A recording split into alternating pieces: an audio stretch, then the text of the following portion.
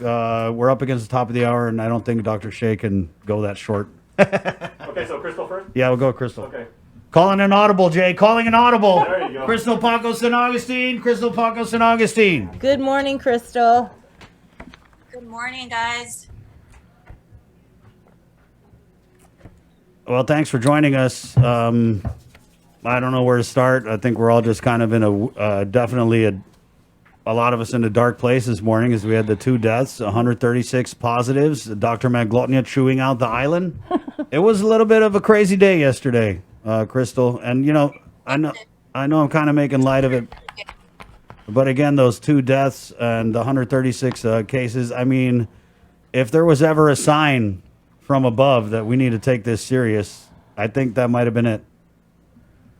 Right, very big day yesterday for us, probably our record-breaking day for a lot of things.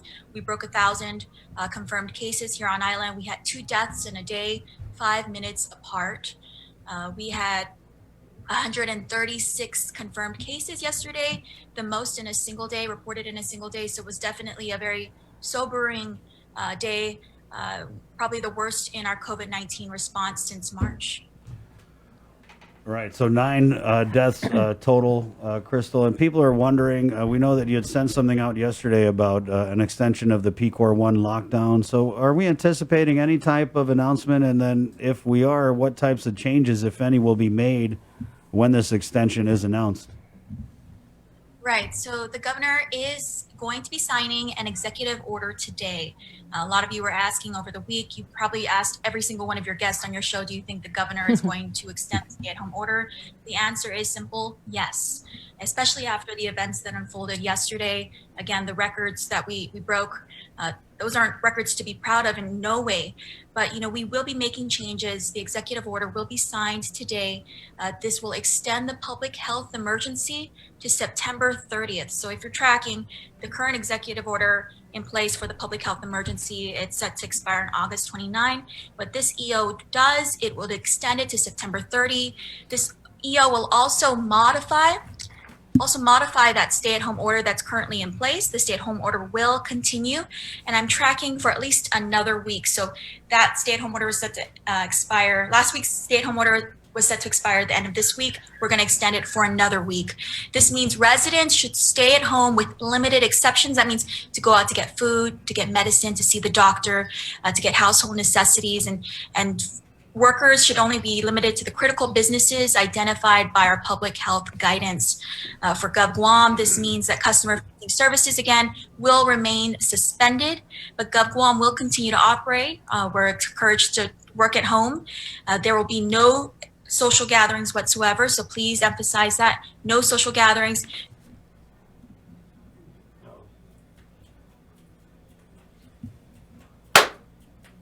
that's her. You're frozen.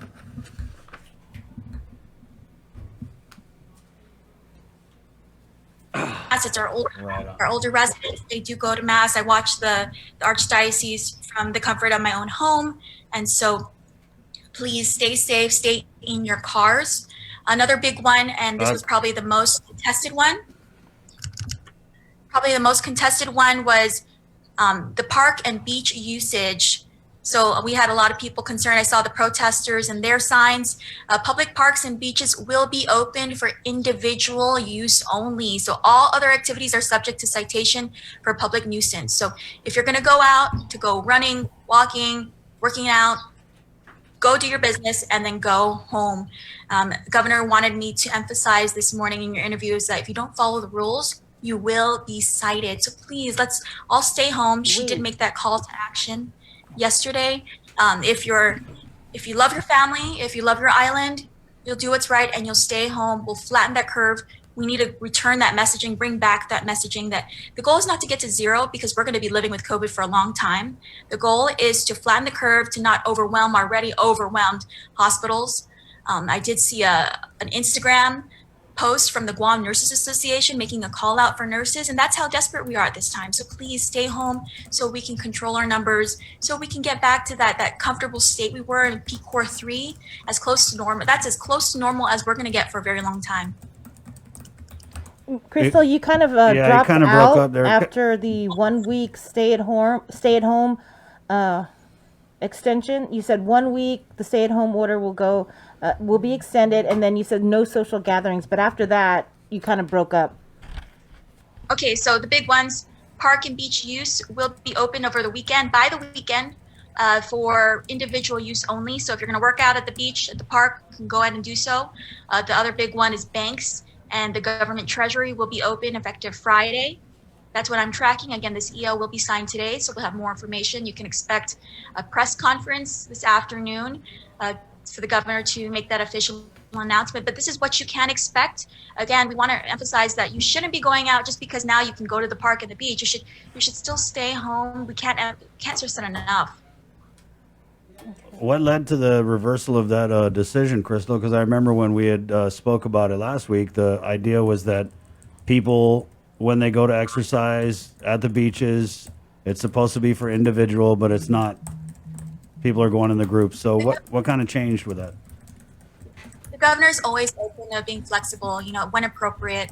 And park and beach use, we all need to stay healthy, and part of health is mental well-being.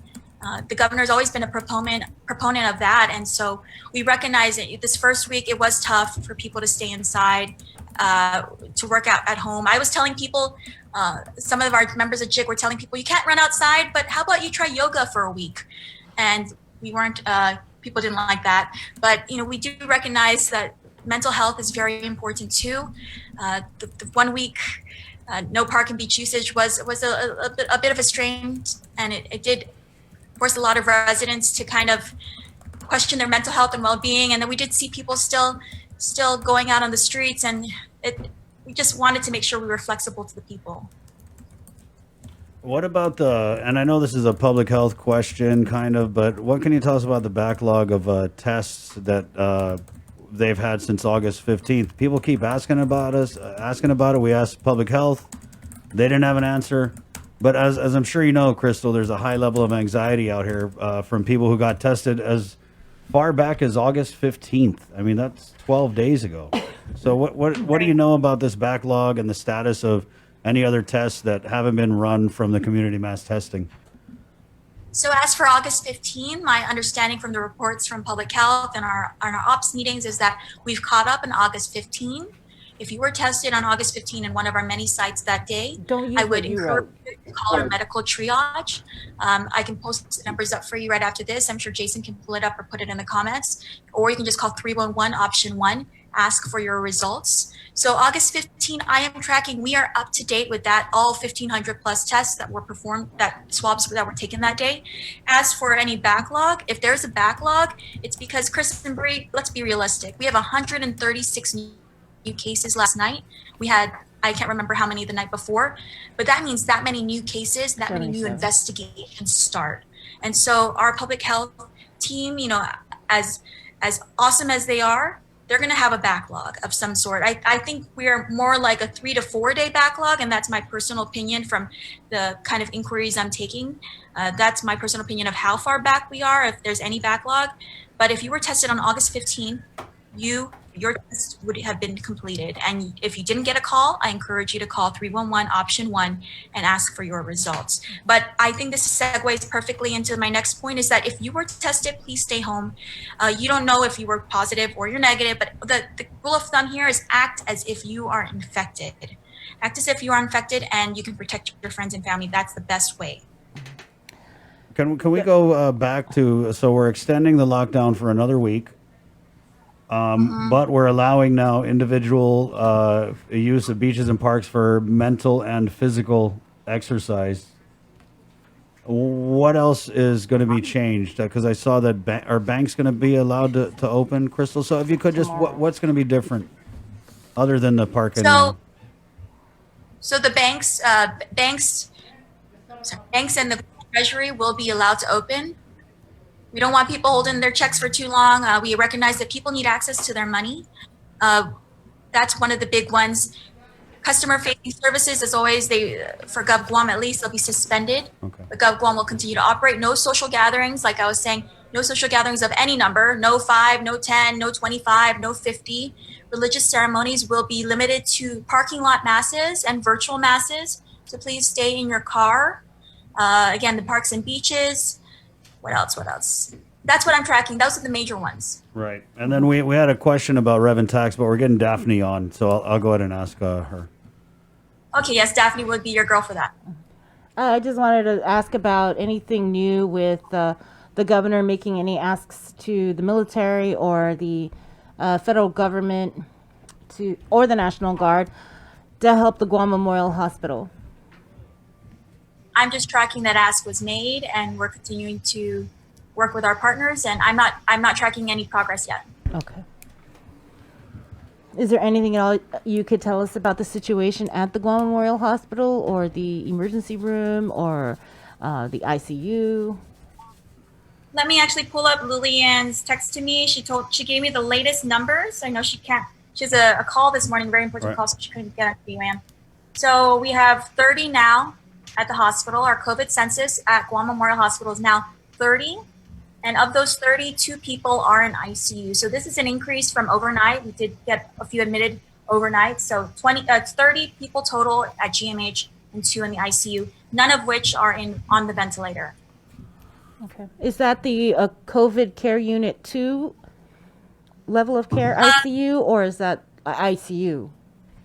So for the sake of simplicity, I kind of just put COVID census as the total, and then the number of ICU, since they're all kind of spread out, because space is very limited at Guam Memorial Hospital. So I wouldn't differentiate it personally between Care 2, K3, Care 4. Yeah, but that's how the health care people do it. That is how it's really, Because each of the care units represents a different level of it, it's okay. It's care. okay. Yeah. We can get her. Sorry. We can get her later. No, No no. worries. Yeah. All right. You Okay. are not ICU, and how many people, how many beds. So thank you for being patient with me. Anything else? Did you have Anything else you share can with tell us? us about the 2 deaths yesterday, Krystal? Because we did get that initial information, but was there anything else that you've been able to glean overnight? Not much. Actually, the governor will be calling the families today to give her condolences. This is our practice when there's a COVID fatality that she calls and she extends her personal condolences. I was able to actually speak with the son of the nurse who had passed away yesterday. I called him and basically out of respect asking if I could disclose that his mom was a nurse. You know, we didn't want to violate any HIPAA privacy laws, and so part of crafting governor's message, her video message yesterday, was ensuring that we're not disrespecting anybody, that we are not disclosing too much information, specifically stuff that the family that should be protected by HIPAA. And so I did make a personal call to the son saying, hey, my deepest condolences, but we want to ask first if we can disclose that your mom was a nurse, an active nurse, not a retired nurse, but one of our first frontliner. And so I was very grateful that he allowed us to disclose that, because I think that really sends the message home to the people of Guam that, this is really hitting close to home, and our frontliners included, when we're already feeling that overwhelm, and to lose one of our own is very, very sad. Right. Krystal, you just said that she was an active nurse. So I'm wondering, were there any other nurses who had come into contact with her? Are we now looking at nurses up at GMH who are being tested or otherwise sidelined because they were tested and waiting for those results? I'm not sure. All I know is that the contact tracing, as is the process when someone tests positive, the contact tracing investigation would have started. So I'm not sure where they are in that process. Okay, we can ask those. Yeah. Yeah. We can ask Lillian. Yeah. Anything else in closing, Krystal, before we let you go? Please stay home. I don't think we can stress that enough. The stay-at-home order will be extended. The governor will be signing her executive order later today. While we are opening parks and beaches for individual use, please don't abuse that. We ask that you keep your family and your friends safe, that you act as if you are infected. And if you do have violations to report, you can call 311 option 4. That puts you straight in touch with our Guam Police Department RAC. And so they'll take that violation. I know the JIC is receiving a lot of reports of violations, pictures too. And so if we do want people to know that we want you to follow the rules, you will be cited for public nuisance. and we will have Division of Environmental Health out to enforce those. How many people have been cited? How many citations have we issued with DEH? I didn't get the update from Tom Nadeau yet, but I'll get on a call with him after this. And then I wanted to lastly ask, I just want to share this. There was a funeral yesterday. I sent you a picture.